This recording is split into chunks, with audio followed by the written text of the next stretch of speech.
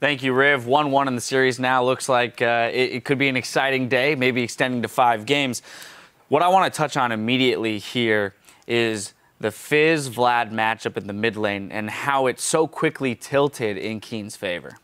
Right, so Keen, I think he played this type of Fizz once in LCS, and they won with that. It's like some sort of like Fizz from hell. He goes like tank items, and you think he's really squishy, but he's not because he has like 200 armor and MR, so you try and kill him, but you can't, and he just like baits your team into dying, which happened a few times this game.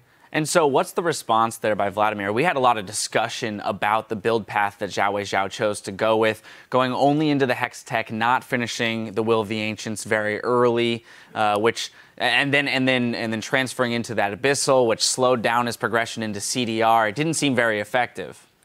Well, I think that is not the most effective Vladimir build.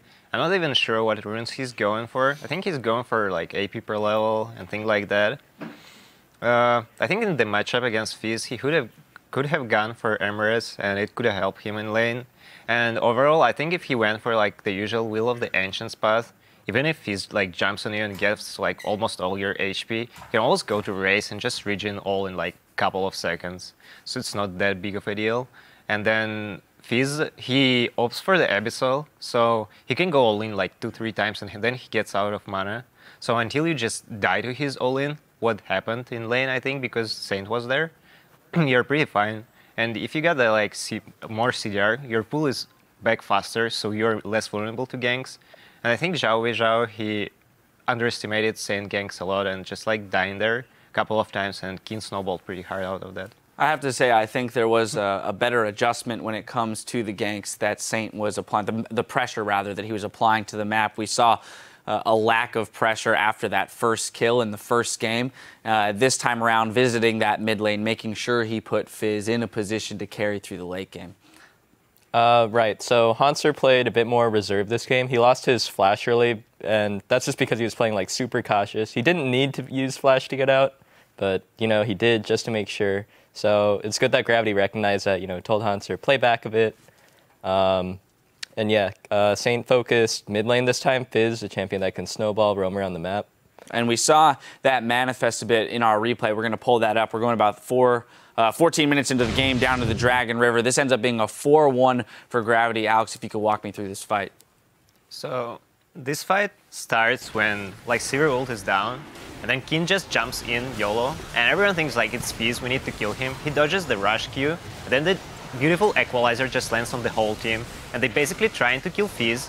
There is like super tanky, and the Rumble and Lucian just clean up and kill their whole team.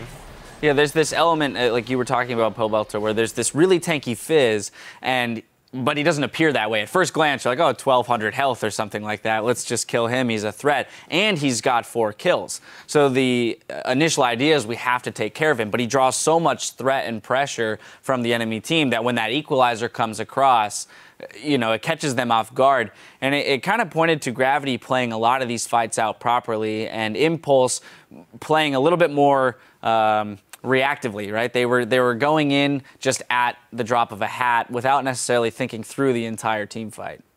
Yeah, I think a lot of it is they've never played against tank Fizz mid before. I think most people can say that they've never played against tank Fizz mid before, so it's kind of difficult. You need to adapt to it, and it's really unorthodox. Like sometimes he just seems super tanky and you can't kill him, and you're like, well, this is broken. Tank Fizz is broken, and then other times he just doesn't do anything. So it's just really an awkward champion to play against. Right.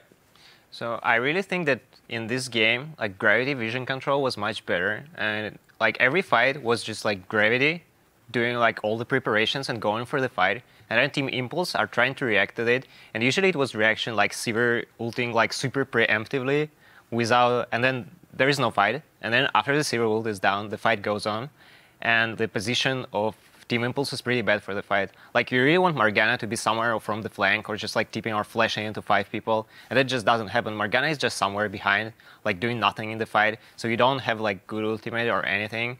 And then like the same way as like you want both like Morgana and Vladimir be speed up by the Sivir ultimate to just like go in, Morgana ults 5 people, Vladimir ults 5 people, you get the awesome like damage and fight. But This doesn't happen in this game. Let's talk a little bit more about vision control. As you mentioned, it was definitely in Gravity's favor this game.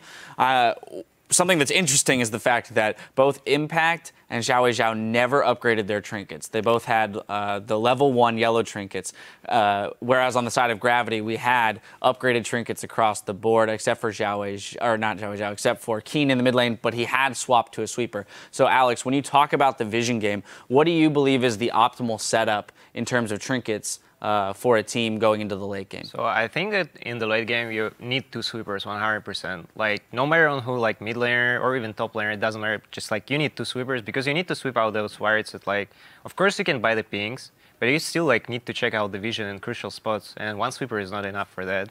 And I think that if Impact like upgraded his trinket really early in the game, with the amount of pressure he was causing the top lane, he could have just warded like entire enemy jungle, and then they would have much more information about like their rotations, and they could have either like pressure top laner or at least know the place where Saint Vicious is at. And Saint Vicious didn't have the sweeper; he got the trinket ward.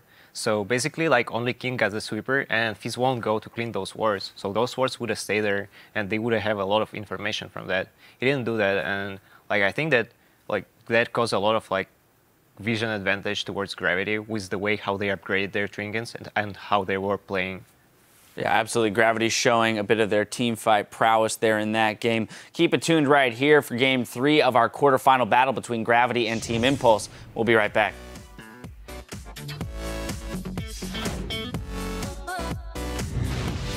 Is that X-Special? Huh? X-Special. Yeah, X-Special. And Right? Peter. And Peter, right? Yeah. And the girl. What?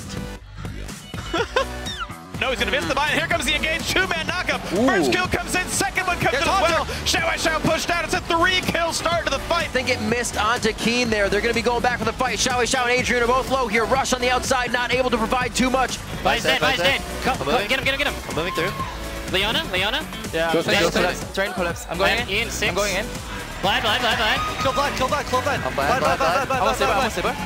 This is not a fight. Impulse wants to take. Solar Flare goes down. A Zanya's Soul Shackle does not connect with many members of Gravity. Gravity have tied up the series 1-1.